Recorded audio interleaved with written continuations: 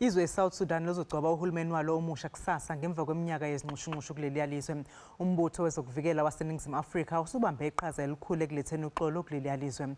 UMengameli uRamaphosa uhloniphe lo mbutho namhlanje njengoba bekubanjwe umgubho wosuku lombutho wezokuvikela kuleli owaziwa ngokuthi Armed Forces Day ePulukwane esifundazweni iLimpopo.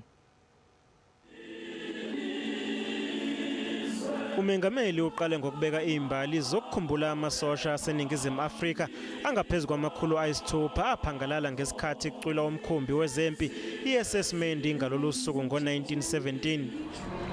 Jumbo formation. Ngo-2012 lolu suku lwanqunywa njengosuku lokuhlonipha amalungu ombutho wezokuvikela ngokuyinikela kwawo ekuvikeleni iNingizimu Afrika. UMengameli uRamaphosa uthi wethulela umbutho wezokuvikela isiqhoko ngokuqhubeka nokuqinisekisa ukuphepha emazweni yase-Afrika kanye nasemingceleni yakuleli.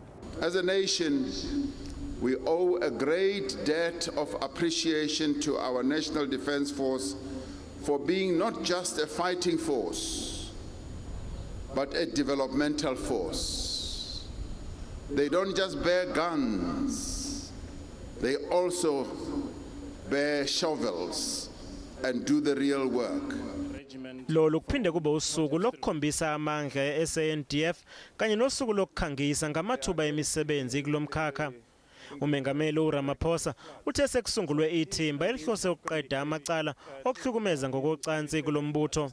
The task team is currently hard at work to rid our military of incidents of sexual exploitation and abuse which go against the grain of our military ethos and character, and which violate the very principles on which our democracy is founded.